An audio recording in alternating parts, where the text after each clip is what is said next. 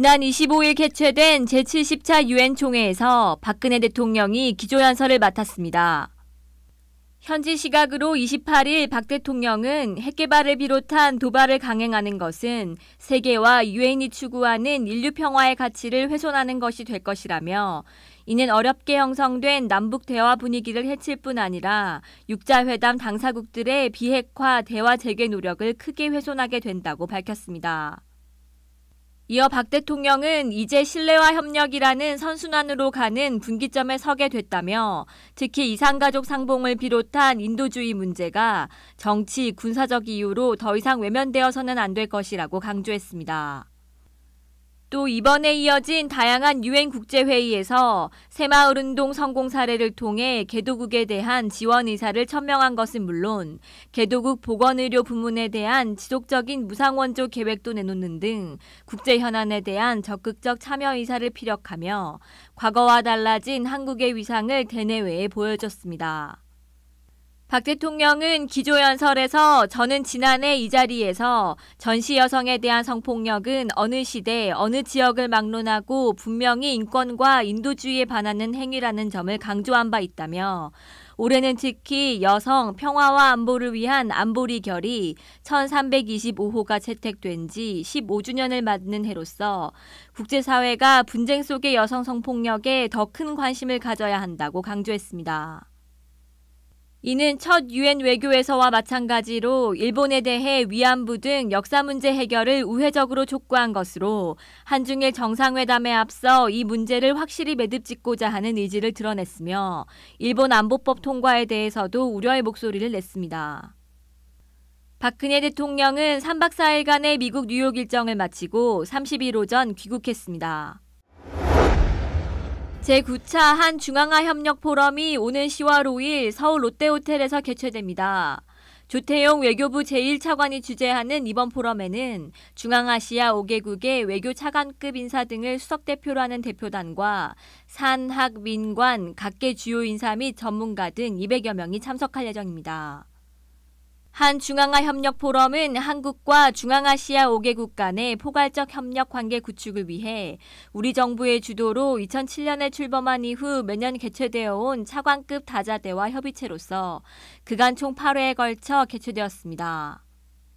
이번 포럼은 유라시아 이니셔티브 한중앙아시아 연계성 증진이라는 주제로 진행되며 두 개의 특별 세션에서 한중앙아시아 협력사무국 설립 방안과 지난 4월 제8차 포럼의 후속 조치 및 이행 계획을 논의할 예정이고 이와 별도로 4개의 개별 세션에서 국토정보, 관세행정, 보건의료, 문화 콘텐츠 분야 연계성 증진을 위한 구체 협력 방안들을 논의할 예정입니다. 조태용 1차관은 이번 포럼 개최를 계기로 중앙아시아 5개국 수석대표들과 각각 별도 면담을 갖고 양자 차원에서의 협력 강화 방안과 유엔 등 국제무대에서의 협력에 관련하여 협의할 예정이라고 밝혔습니다. 아울러 우리 정부는 한중앙아 간 무역 관광 활성화를 위해 10월 6일 코엑스에서 중앙아시아 5개국 기업인 및 상공회의소 관계자, 문화 및 관광인사, 국내 바이어 및 일반인이 참여하는 한중앙아 무역관광 로드쇼를 개최할 예정입니다.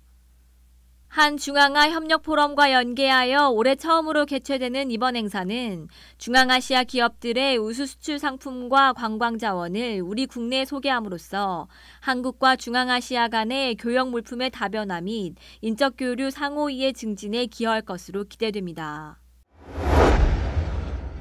윤병세 외교부 장관이 제70차 유엔 총회를 계기로 지난 9월 30일 반기문 유엔 사무총장이 주재한 새로운 개발 의제 하에서 이주와 난민 이동에 관한 협력 강화 고위급 회의에 참석했습니다. 이번 회의는 최근 국제사회 핵심 현안으로 대두된 이주민과 난민 문제에 대처하기 위한 방안을 논의하기 위해 반기문 사무총장이 주최한 회의로서 다부도울루 터키 총리 등 10여 개 국가의 정상급 인사, 슈타인마이어 독일 외교장관 등 30여 개 국가의 외교장관과 함께 구테레스 유엔 난민 최고대표, 자이드 유엔 인권 최고대표, 스윙 국제이주기구 사무총장 등이 참석했습니다. 윤 장관은 최근 주검으로 발견된 3살배기 난민 소년 알란 쿠르디의 사진이 인류의 양심을 일깨우는 경종이 되었다며 오늘날 이주와 난민 문제는 유럽만의 문제가 아니라 지구촌 공동의 대응을 통한 시급한 해결이 필요한 글로벌 도전으로서 국제사회가 포괄적으로 접근해야 한다고 강조했습니다.